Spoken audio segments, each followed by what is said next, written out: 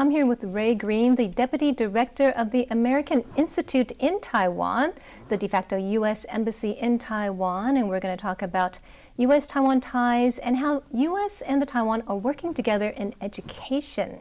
Now, the U.S. is playing a role in helping Taiwan become a bilingual nation, and with Confucius Institutes closing in the U.S., Taiwan hopes to help fill the gap over there. So, Ray, it's great to have you on the show. It's good to be here, Natalie. And it's exciting to see that U.S. and Taiwan are cooperating in terms of education. And we know that there's this big trend going on with Confucius Institutes that they're starting to close down. Can you tell us what the concern is over these institutes? I think it's not just a concern in the United States, but you see around the world, I think there's greater awareness of the downsides that Confucius Institutes brings to university campuses around the world. Obviously, Taiwan, when China created the program in 2004, the stated goal was to provide a platform for Chinese language education and cultural understanding. But as we've seen over the years, more and more of these Confucius Institutes have been involved in spreading propaganda or even suppressing academic freedoms on campuses. And so many media outlets, but especially the National Association of Scholars, have done studies about the Confucius Institutes and some of their activities. And among the areas that many campuses are concerned about are, for example, in their education on Chinese history, leaving out key historical developments, but even worse, using the Confucius Institutes or the resources to come along with those institutes to put pressure on universities to avoid sensitive topics like Taiwan or Tibet. And so because of that, many university campuses have asked the Confucius Institutes to shut down, and they're in the market to look for other alternative resources to support the growing demand for Mandarin education. And that's where the US-Taiwan Education Initiative can play a really vital role in filling that gap without any of the kind of the negative aspects of that of the Confucius Institutes. Tell us more about how you see Taiwan helping to fill the gap of Chinese language education in the United States. Yeah, I don't think we expect Taiwan to replace the Confucius Institutes in the same model. I think what we're looking for is that Taiwan can present an alternative platform for Americans who are looking to learn Mandarin and learning to understand Chinese culture, because Taiwan has a long history of Chinese education. I think in the last 20 years, because there was kind of a China boom, a lot of American students had shifted to the mainland. I think now there's more and more of an awareness of the opportunities here, and we'd like to use the Education Initiative to expand those opportunities, both for American students to come to Taiwan to learn Chinese, but also to get more Chinese language teachers to go to the United States. And so, for example, under our Fulbright, US-Taiwan Fulbright program, we have the Fulbright Teaching Assistant Program. So this year we're sending 60 Taiwanese teachers to the United States to different universities to help fill that language gap. But even more importantly, I think we're expanding the number of programs and scholarships for students to come to Taiwan. It's great that Taiwan can help spread, the learning of the Chinese language and even culture abroad and at home here, and that the U.S. is getting involved with our bilingual program. Can you tell us what the U.S. is doing? So we're very supportive of this idea because I think this underlines one of the pillars of U.S.-Taiwan relations, which is the people-to-people relationship. And also it, I think, supports other initiatives we have, for example, the Talent Circulation Alliance, where we're trying to increase professional exchanges. And so for Taiwanese to go to the United States to study advanced degrees, particularly in engineering and the sciences, then coming back to Taiwan, working with Taiwan or U.S. companies. So, of course, all of that requires language ability. And I think as Taiwan looks to more internationalize, diversify its economic relationships, having a bilingual program is really important. So we're very much committed to this. One of the areas we're working with Taiwan on is bringing more expertise here to help Taiwan develop English as a medium of instruction. Because really, I think Taiwan's strategy to have courses in university and graduate level taught in English will be very important to getting the Taiwan population, especially younger Taiwanese, up to that very high level of professional proficiency. We're also looking to expand existing programs. So, for example, we have the Fulbright English Teaching Assistant Program. So this year we'll have 152, mostly young Americans, come to Taiwan and to teach in schools throughout Taiwan, from Taipei down to Pingtung, Jinmen to the east, and Taitung to the west, and Taitung to the east. This is a great way of helping local schools expand their English language opportunities. Recently, under our education initiative, we just announced in Kaohsiung to create a new platform, an education platform, in cooperation with Sun Yat-sen University and Wenzhou University. AIT is very supportive of this, and we're looking to send some State Department English language specialist resources to assist them in building this platform, which will serve both to help Americans coming to Taiwan to help work in the English language sector, have more advanced training, but also to prepare Taiwanese instructors going to the United States. And so it'll be a professional vocational training center, which I think will help in both directions as part of the education initiative. That's great. I think Taiwan is a great place to be for people who are interested, right? Would you agree? Totally agree. I think this is a tremendous soft power opportunity for Taiwan.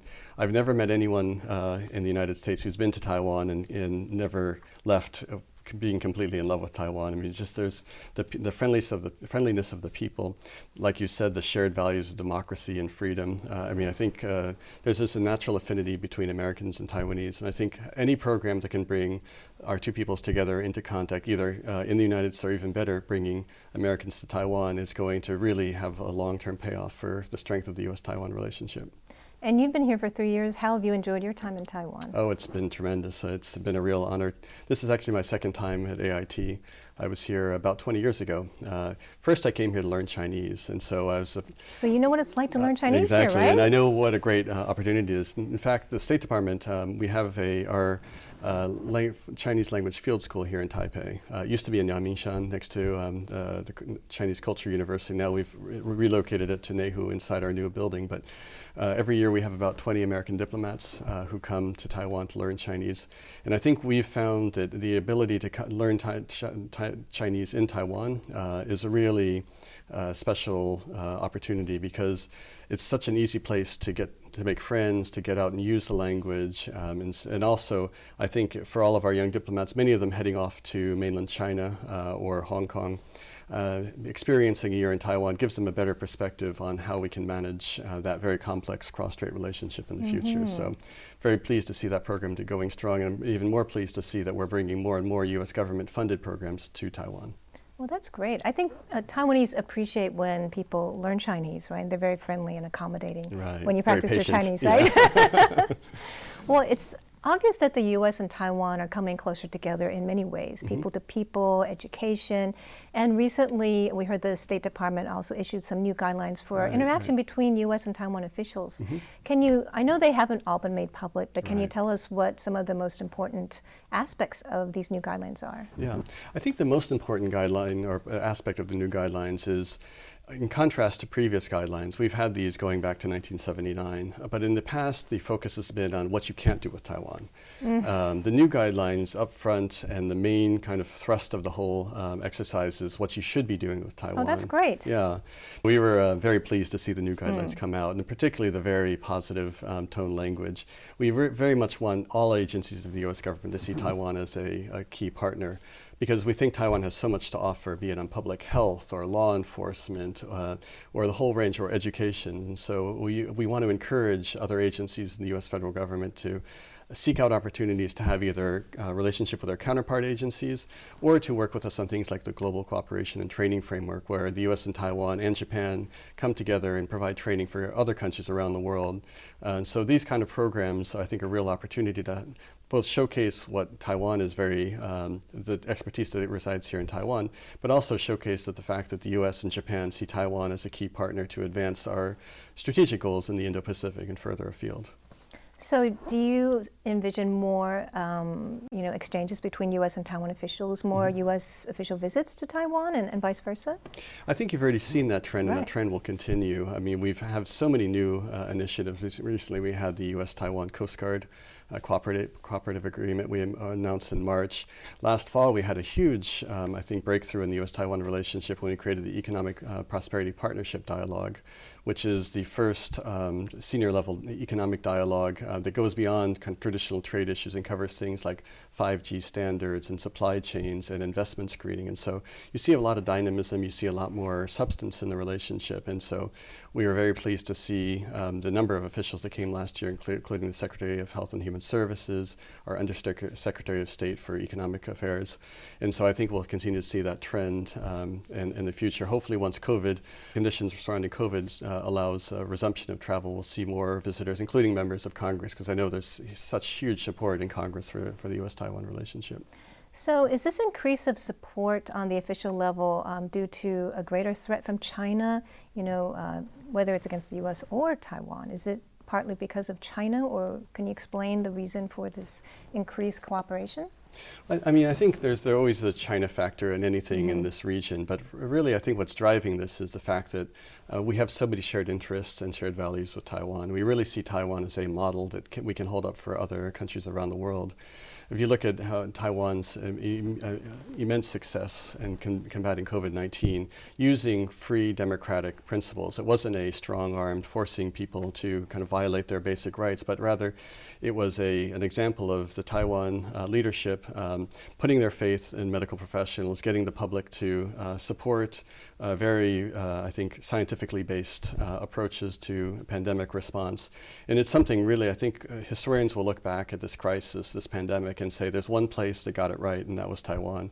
And that's something I think we should all feel proud of, that a democracy was the one that I know China and other countries say, it takes a authoritarian state in order to manage a crisis like this. And Taiwan is the perfect counterexample. But that's only one area. If you look at, for example, civil society, LGBT rights, environmental concerns, really Taiwan across the board is a model that I think we'd like to see countries around the world emulate, especially countries that are looking to move up the development chain. There's an alternative to kind of authoritarian economic growth or democratic reforms, and Taiwan is that. Do you think there's a more awareness of Taiwan in the United States because of how we dealt with COVID or other issues the past few years? Because I know a lot of Americans may not even know too much about Taiwan. Right.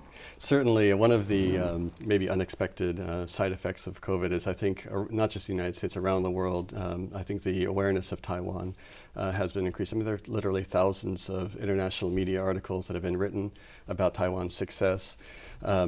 Ironically, I think the Chinese pressure on foreign journalists in Beijing has resulted in more major outlets coming here, right? That's right. That's another advantage Taiwan has kind of achieved from unfortunate circumstances.